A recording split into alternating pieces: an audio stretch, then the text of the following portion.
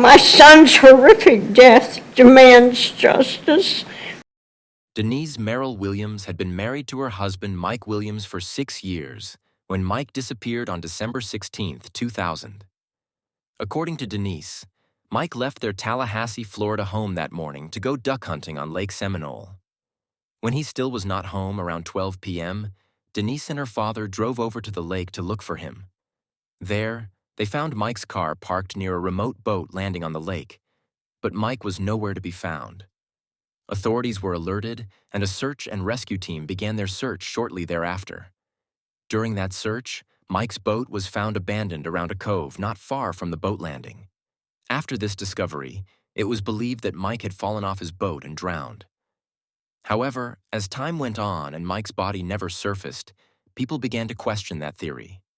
There had previously been around 80 known drowning deaths at Lake Seminole, and each person's body had eventually been found after they floated to the surface. Mike's body never surfaced, so it was theorized that he might have possibly been dismembered and hidden by alligators. Although there was no concrete evidence of this, Mike was declared dead 6 months after his disappearance. Denise collected her deceased husband's insurance policy, for which she received $1.5 million. She later went on to marry her husband's best friend, Brian Winchester. We did develop persons of interest. And who would those persons of interest be? It would have been Denise Winchester and Brian Winchester. And at that time, Denise and Brian had been married, correct? Correct. They were married, I believe, in 2005. And what is it that made them possible suspects or suspicious? Well, you have to go back. There were several things. The investigators that were assigned to this case, including myself, we were very uneasy about the insurance situation. We realized it was Brian that reached out to try to find out what it would take to get Mike declared dead. It was Brian that did that. We found out that Brian actually sold a $1 million insurance policy to Mike just before his death. That needed to be researched. We had problems with. Let me stop I'm you sorry. right there. Talking about the insurance policy, was Brian a benefactor of the insurance policy? I believe he was. Was he? Did the payout go to him or did it go to Denise? Denise. Okay. So the payout of the insurance policy would be to Denise. Yes, sir. Okay.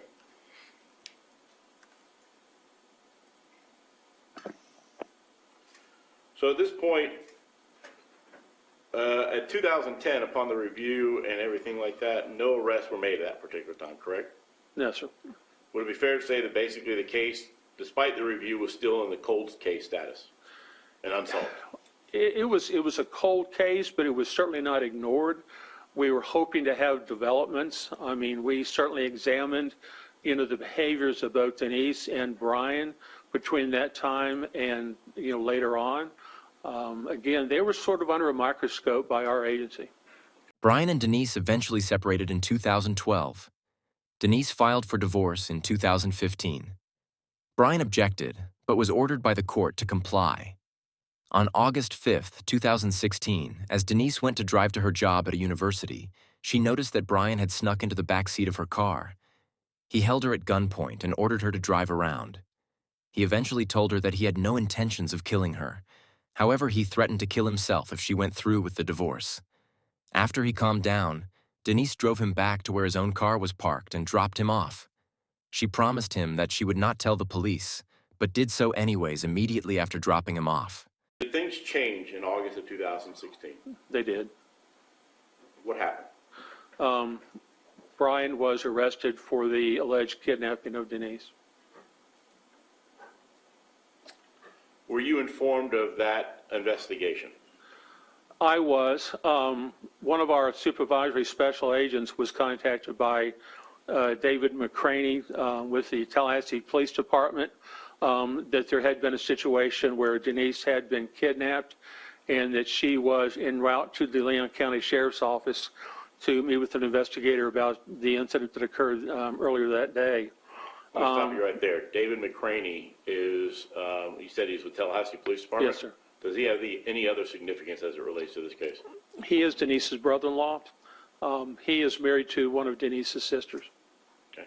So Florida Department of Law Enforcement is contacted about the situation that she was en route to the Leon County Sheriff's Department. Yes, sir. And then I was contacted by the supervisory special agent, and once we found out that she was en route to the sheriff's office, I obtained the assistance from another agent, Will Michler. Contact was made with investigation of the Leon County SO. We found out that Denise was currently being interviewed by one of their investigators, and we went straight to the Leon County Sheriff's Office, to the investigations unit, to basically monitor what was going on. After talking to Denise for a few minutes, explaining who I was, who I worked for, and our interest in the case, I tried to talk to her about that there may be a connection between what happened that day and the disappearance of Mike. In other words, because of the activity of Brian that day, you know, there may be some culpability there. Well, she did not agree to that. She told me that if she had any indication, any belief that Brian may have done something to her husband at the time, she certainly would not have married him. Police arrested Brian and interviewed various people known to him. One friend in particular told the police that Brian was concerned that Denise might tell the police the truth about a guy who had died 15 or so years ago. Eventually, though, Brian revealed the truth himself. In October 2017, Mike's remains were found buried 6 feet under mud and waste near the boat landing. Authorities did not immediately comment on how exactly he died, but they said he did not drown or get eaten by alligators. He was murdered. At that time, they did not announce any suspects or persons of interest in the case. In December 2017, Brian was sentenced to 20 years for kidnapping Denise. Then, 5 months later, on May 8, 2018, Denise was arrested and charged with first-degree murder, conspiracy to commit first-degree murder, and accessory after the fact. Brian, who was already in jail for the kidnapping, had apparently confessed to their involvement in Mike's case. After Denise's arrest, more information about Mike's disappearance and death came to light. After being offered immunity in the case, Brian confessed to his involvement in Mike's murder and implicated Denise in the process. Brian told investigators that he and Denise had been having an affair since 1997. Both were cheating on their respective spouses, but claimed they had fallen in love for one another and wanted to be together. Denise, however, refused to get a divorce due to appearances. She didn't want anyone to think she didn't have a perfect life and marriage. According to Brian, the two decided that the only way they could be together was if Mike died. Mike's death would benefit the two financially as well. Brian had recently convinced Mike to buy a hefty life insurance policy that Denise could collect following his death. Brian and Denise came up with the plan for Brian to take Mike duck hunting. Brian would push Mike into the water while Mike was wearing waders that would cause him to sink and subsequently drown. They decided this would take place on December 16, 2000. Things did not go according to plan. Brian told investigators, "I got him to stand up and I pushed him into the water. He got his jacket off and his waders off, and he was in a panic, obviously. I was in a panic. I was driving the boat, and I didn't know what to do. And I ended up shooting him." Brian then retrieved Mike's body from the water and later buried him in the waste near the boat landing. Mike's death, we discussed several options and alternatives of ways that we could be together. What was one option? One of the options, Mike worked a lot at night up at his office, and one of the options was that we could make it look as if there was a burglary of some sort up at his office, and that he got shot in some type of robbery or something up at his office. Denise didn't like that idea. I didn't like that idea, and Denise didn't like that idea, but primarily because there would be an investigation if something like that occurred. So another idea, we all used to go out on boats a lot, and Mike had a boat, And another option was that the four of us would go out on a boat out into the Gulf.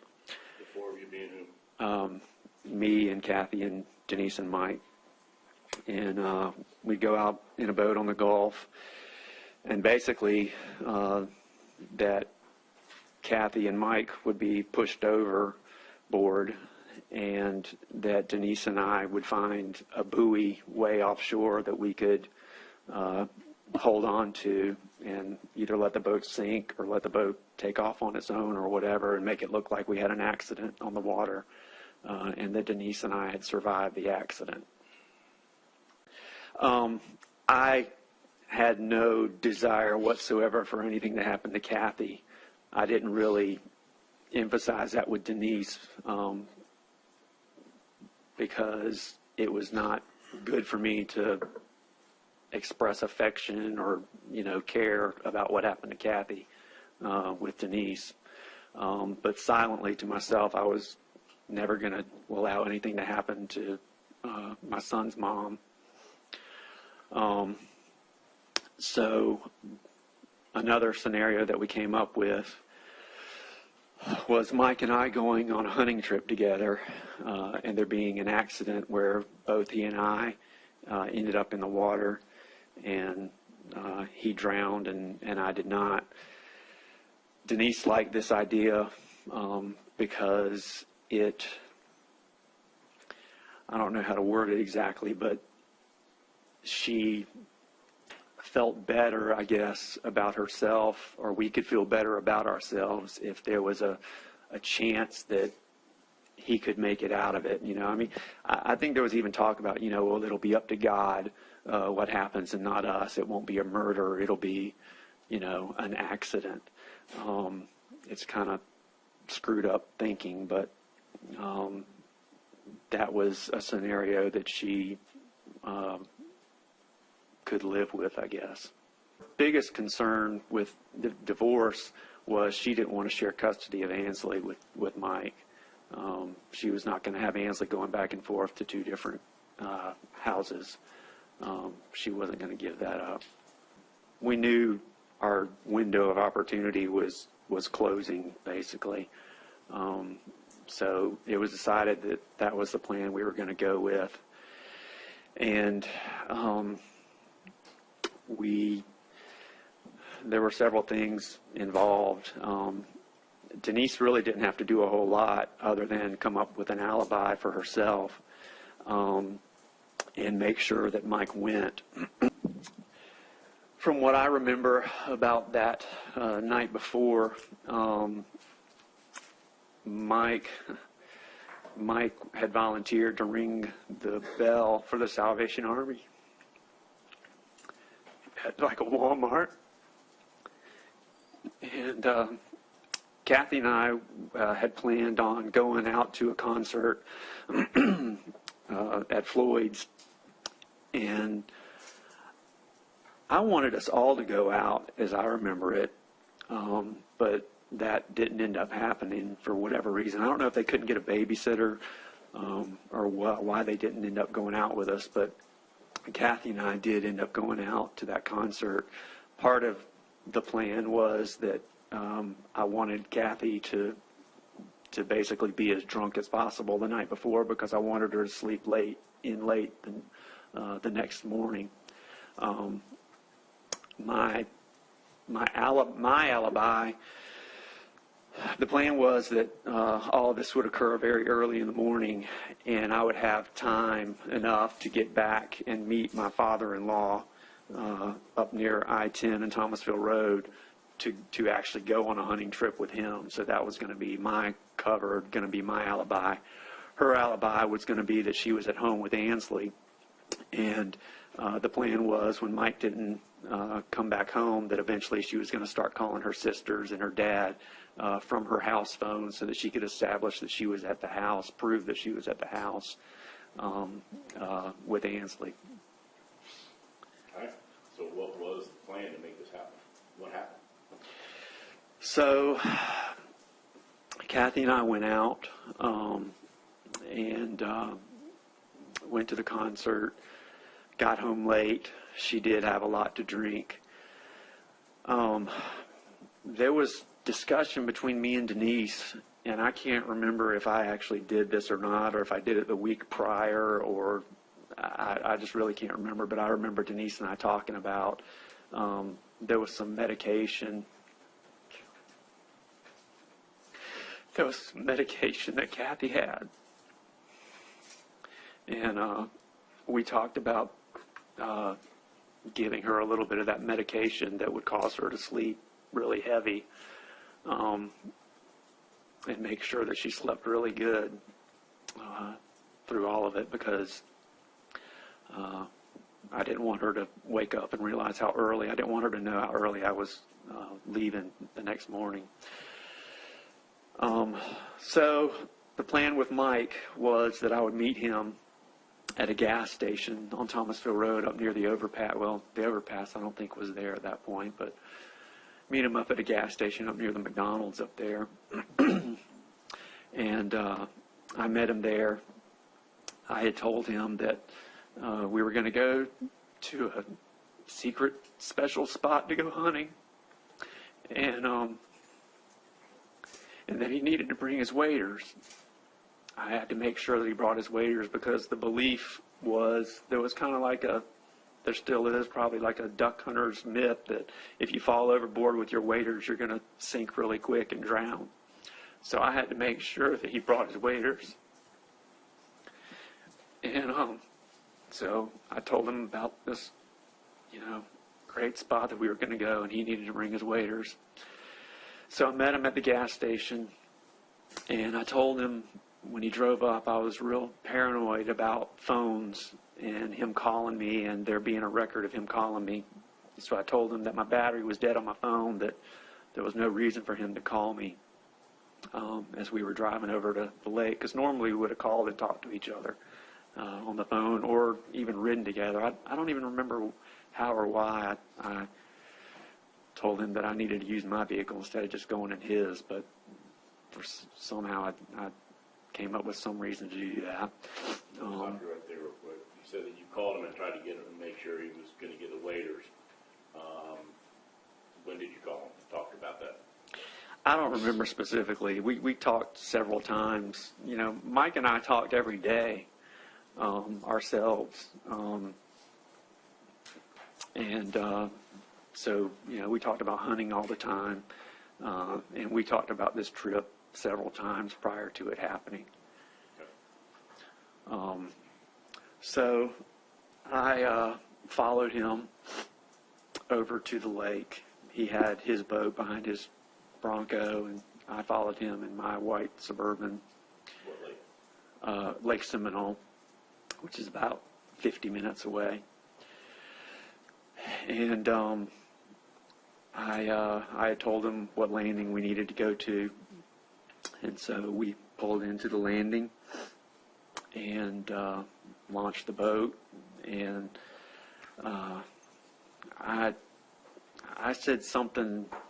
I had to make sure that he had the waders on, so I said something about we're running low on time, or we're going to be really pushed. And why was it so important for the waders to be on? Because I believed, and we believed, that if you fell overboard with the waders on, that you would sink pretty quickly. So I told him something like, we're running late, we need to go ahead and put our waders on, here and now, before we get in and go. And so we both did that. And because I knew where we were going hunting, I was in the back of the boat driving, and he was in the front.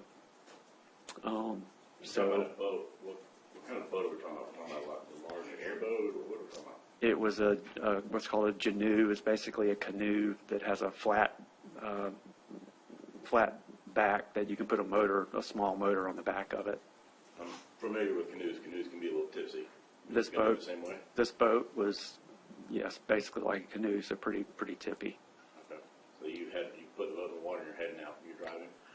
Yes, sir. I was driving, and I know I was very concerned about the time. Everything had taken longer, than what I had anticipated, and I had to be back in town early enough in time to meet my father-in-law for my alibi trip to occur. And so we headed out, and there was a deep area, maybe a couple hundred yards from the landing that we put in at.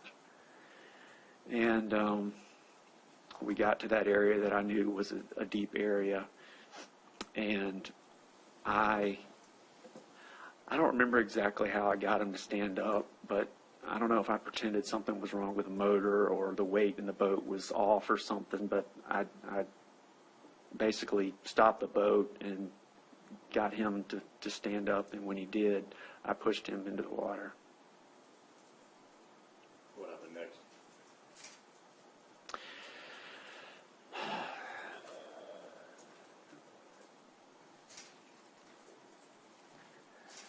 So he was in the water, and he was like struggling, and the motor of the boat was still running, and I pulled off just a little bit to get kind of away from him so that he couldn't reach back into the boat. And I didn't know it at the time. I didn't know if he was trying to swim, or I didn't know what was going on, but what I came to find out, or eventually realized, was he was taking the waders and the jacket off. And he got those off, and I think I forgot to tell you about this part before, but I remember now that area of the lake had a lot of snags, a lot of dead trees that come up out of the water, and there's a lot of stumps that come up out of the water.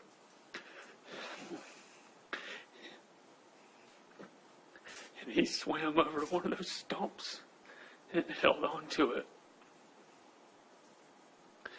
And he was panicking, and I was panicking, and none of this was like going how I thought it was going to go. And I didn't know what to do, but he started to yell,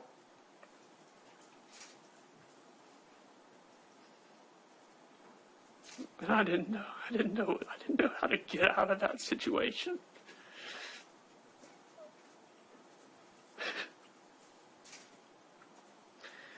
And so I had my gun in the boat,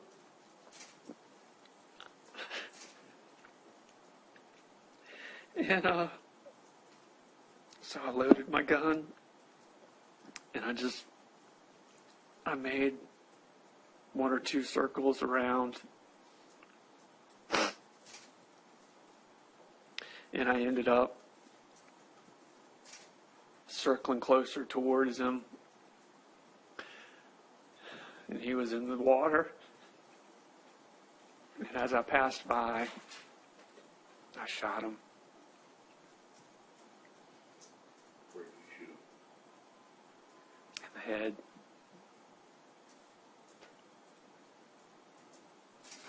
What happened next?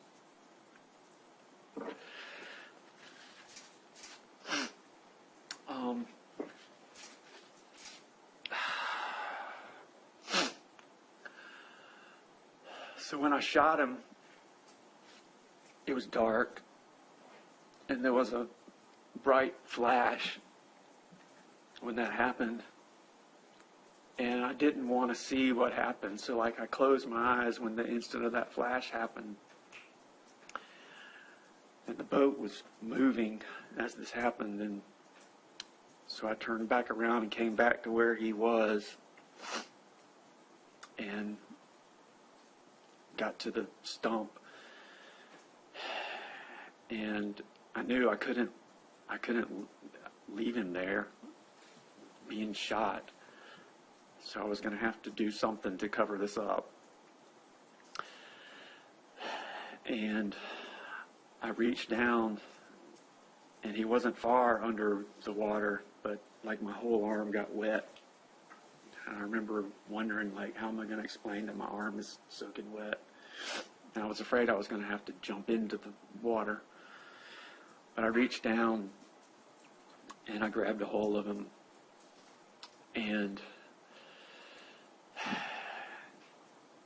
I was closer because of where I had driven the boat. I was closer to another landing, just a little dirt landing that was further down the shoreline. And so I decided to motor the boat and pull him over to that landing over there. So I drug him in the water over to that dirt ramp and left the boat, left him, ran back down to where our trucks were parked, got my truck, came back to where he was, backed my truck to the edge of the water, and let the tailgate down. It ended up putting him in the back of my Suburban, and I pushed the boat back out into the water to make it look like, you know, his boat was out there and he had drowned or disappeared, or what, you know. I didn't give a lot of thought as to what was going to happen after that. I was just panicked as to getting out of that area and covering this up. So I realized it was probably getting too late at this point to meet up with my father-in-law, but I was still going to try. And I sped. Let me stop you for a moment. You said that you were able to load him into your Suburban. Yes, sir. How big was Mike? He was a little bit bigger than me. He was a little heavier than me. We were pretty close in size, but he was a little bit bigger than me. How much do you weigh? Back then, probably 170, something like that. How were you able to get a man that's 175 pounds, dead weight, into the back of your Suburban by yourself? It was not easy, and it was not pretty. But I had to make it happen. I mean, I had no choice. And I can't even explain, like, how your body feels in that kind of a situation. I don't unless somebody's been to war or something, I don't even know how to explain, but like, you have so much adrenaline pumping through your body, it's just crazy. But, you know, it wasn't pretty, and I made a purposeful decision to never view him, to look at him. But I backed the truck down, and there was an angle to the ramp, so the back of my truck was angled down toward the water, and I backed it all the way down to the edge of the water, so there was no distance involved. But yes, he was very heavy, and it was not easy to do that, but I had no choice. You said you were concerned about meeting up with your father-in-law at that point. What happened next? I sped back toward Tallahassee, and as I was driving there, I was realizing I'm not going to make it in time. I didn't want to call him because I didn't want to turn my phone on. I didn't want there to be any record of where my phone was at. So I left my phone off. And by the time I got back to Tallahassee, you know, I looked through the parking lot. We were going to meet at Carriage Gate parking lot. I looked through the parking lot, didn't see his vehicle there, and I decided the best thing for me to do was to go back to my house and pretend that I had overslept. And then I could also make a phone call from my house to my father-in-law, which would kind of prove that I overslept and I was at my house. And I wanted there to be a record of that. And all this is with Mike in the back of your Suburban? Yes, sir. I actually, when I was driving on Thomasville Road, I actually came up to a stoplight, and there was a state trooper across from me, and I can remember just being freaked out about it. But I mean, I didn't have any choice, so and that's what I decided to do. So I drove home, pulled up into my driveway, and was really, really hoping that Kathy was still asleep. I went into the house as quietly as I could. She was still asleep. I crawled back into the bed and had a phone there on the floor. I can remember dialing my father-in-law and telling him, apologizing, I'm so sorry I overslept. I didn't want to wake Kathy up, obviously, because I had what was in the driveway, but I wanted her to know I was there. So I can't remember what I said to her, but I think I halfway woke her up and said, I'm going to go out with the dogs or train dogs. I trained dogs at the time and was gone for hours at a time from the house doing stuff like that. But I don't remember exactly what I told her, but I wanted her to, I wanted her to know that I was there, to confirm that I was there, but not wake up and start asking me any questions about what happened, why'd you ever sleep, anything like that. So I did that. And then I went back out to the driveway to leave. When I went out to the driveway, my driveway was angled, and I was walking behind my truck, and I saw out of the back tailgate, blood was coming out of the back of my tailgate and dripping onto the driveway. And that freaked me out. So I rinsed that off and was trying to figure out. I'd been thinking on the way from Lake Seminole back to Tallahassee, what was I going to do with him? And I don't know when I decided, but ultimately I decided it had to be close and it had to be quick, and it had to be obviously a location that he wouldn't be found. And I decided on an isolated dirt road boat ramp down at Carr Lake. But I had no tools, and at that point Carr Lake was very low. Parts of it were dry, and like the other lakes, there were areas in the lake that had puddles of water or mud. And my thinking was, if I got him there, I could take him out to one of those water holes or mud holes and put him in one of those, and that would be a safe place that he wouldn't be found. But I had nothing to do this with, so I had to go to a store. And I'm 90% sure the store that I ended up at was Walmart. And I bought a shovel, I bought a tarp, and I bought weights, like weights that you lift weights with, because I was thinking that I would use the weights to weigh his body down in the water or a mud hole or whatever. While I was in that store, I actually ran into a friend of ours, Mike Phillips, and I actually totally forgot about running into him or having any conversation with him until I ran into him later during the search for Mike Williams at the lake. And he said, "Yeah, I remember seeing you that day. You were in a panic. You were in a hurry." And he was thinking I was in a hurry to go search for Mike, but I was actually in a hurry because I was trying to bury Mike. Anyways, I bought those things at the Walmart and drove to Carr Lake down to the end of the road, turned my truck around backwards, back down to the landing. And, my thinking was I was going to drag him way out into the lake. And so I got the tarp and put it on the ground behind my truck, pulled Mike out, put him on that tarp, kind of wrapped him up, and as I pulled him instantly I knew there was no way I was going to be able to move him any distance at all. That he was just too heavy, and that wasn't going to happen.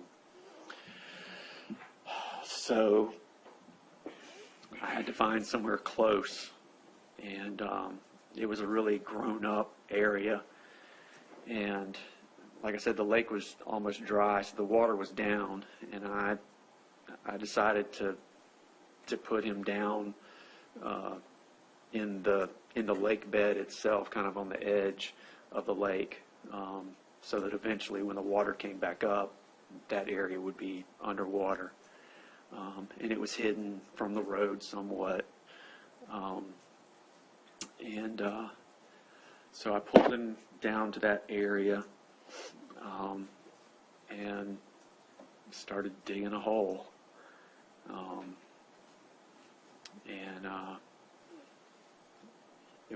It was hard. I was exhausted. I was getting bitten by ants all over me. I remember being scared that I was going to have to explain why I had ant bites all over me because there was ants where I was digging. Actually, while I was doing this, I heard a vehicle coming down the road. And so there were bushes there anyway, but I kind of made sure everything was flat and you couldn't see it from the road. And I ran back up to my truck, and a guy drove up. He was coming down there to go hunting out on the lake itself. And he and I made small talk, chit-chat.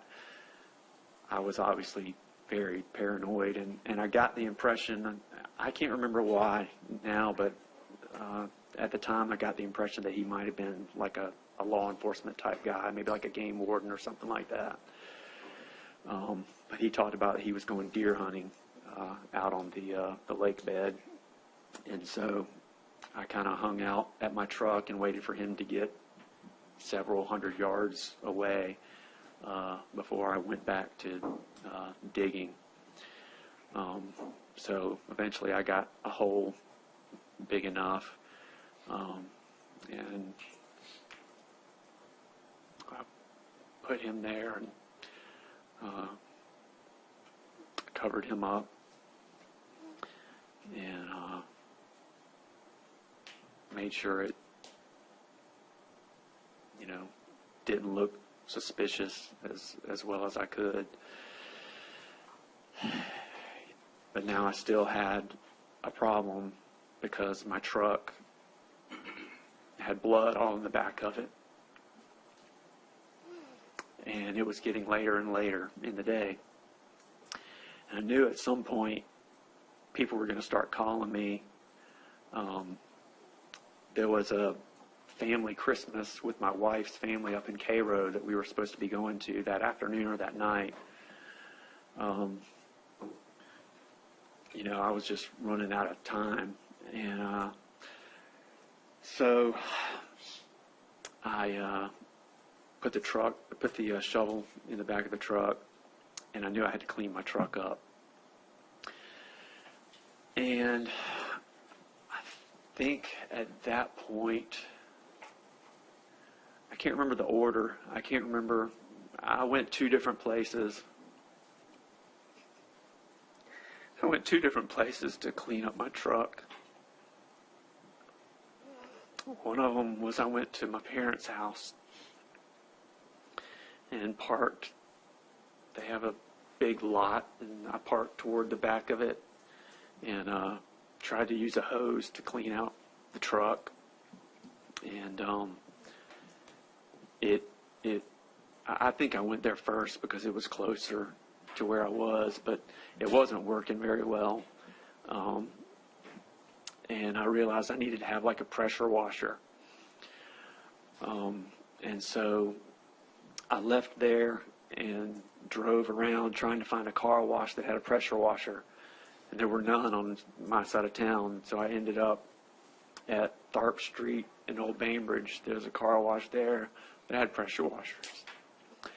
And I cleaned out the back as best as I could there. Brian apparently never told Denise the truth about what really happened to Mike, and Denise never wanted to know. After Brian and Denise's marriage fell apart, Denise still promised that she would never reveal their involvement in Mike's death. Even after Brian was charged with kidnapping her, Denise still kept that promise. Brian, however, did not. While in custody for the kidnapping, Brian was questioned about Mike's disappearance and ultimately offered immunity for the truth about what really happened to him. Brian confessed, which subsequently led to Denise's arrest. Denise went to trial in December 2018. Almost 18 years to the day of Mike's murder, Denise was found guilty for her role in his death. A Florida jury deliberated for around 8 hours before reaching a verdict. However, they all unanimously convicted Denise for plotting to kill her husband with Brian Winchester. She was sentenced to life in prison. However, in November 2020, the appeals court overturned Denise's first-degree murder conviction. The court ruled that the state did not produce competent and substantial evidence to prove that Denise Williams was a principal to murder under state law. However, Denise still remains behind bars on a 30-year sentence for conspiracy to commit murder. The weather was the coldest in years. When I went to the lake, God told me Mike was not in Lake Seminole. He didn't drown. He didn't get eaten by alligators. I had to find him and bring him home. Judge Hankinson, for the next 17 years, I made telephone calls, put up missing person signs, compiled my notes into a book, and had people post on social media for me. With the help of friends, we raised money and put up billboards. I bought ads in the Tallahassee Democrat and worked with the Twin City News, asking everyone to help me find Mike. I stood on street corners waving my picket signs with pictures of Mike on them. I was cussed out by ministers for being too close to their church. I wrote 2,600 letters to the governor of Florida asking for help in finding my son. I begged Fish and Game to do a criminal investigation. They told me Mike drowned and got eaten by alligators, and there was no need for an investigation. They laughed at me and called me crazy. 9 months after Mike disappeared, his wife Denise told me if I continued to seek a criminal investigation, I would lose Ansley, my granddaughter, Mike's only child. Denise might as well have waved a red flag in front of a bull. I knew that she knew where Mike was or what happened to him. Judge Hankinson, I am a fighter, not a victim. I love Ansley, but Mike was my son. I became even more determined to find the truth. If I had not done what I did for 17 years, Mike's disappearance would have never been solved.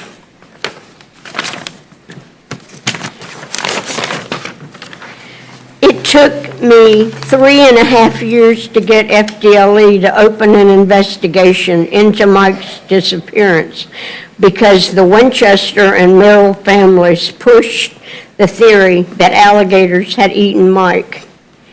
Fish and Game and FDLE should have known that alligators are ectothermic. They don't eat in cold water. Instead of investigating, they chose to ridicule and call me crazy and tell me that I didn't do things the right way. There is no manual to tell a mother what to do when her child goes missing. I just did what God put on my heart to do. Judge Hankinson, not only did Denise kill my son, she stole my granddaughter Ansley, Mike's only child. For her entire life, Ansley was raised in a house with the murderers of her father while being denied the love of her father's family. She was told that Grandmama Cheryl was crazy and would hurt her. I have had no relationship with her since she was 5.5 years old. Judge Hankinson, there is no amount of prison time that will bring Mike back to me. I don't know if I will ever have Ansley in my life again because of the damage her mother has done.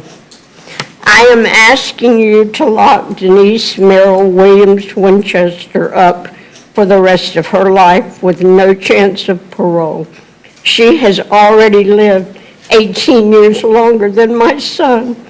She got to watch Mike's daughter grow up. Nick, Mike, and I didn't. Please don't allow Denise to ever be around any of her future grandchildren, because one generation of Williams children growing up around murderers is enough. Judge Hankinson, for the rest of my life, when I try to sleep at night, I will see my son clinging to a tree stump in Lake Seminole in the dark, knowing that his best friend is trying to kill him. I hear his voice screaming for help. I wasn't there to help him. It will haunt me forever. In conclusion, Judge Hankinson, we are in this courtroom today because of God, not Cheryl Williams. I am Mike's mother, and I did what God told me to do. My son's horrific death demands justice. With today's sentencing of Denise Merrill Williams Winchester, I believe justice will have been served. Thank you. Thank you, ma'am.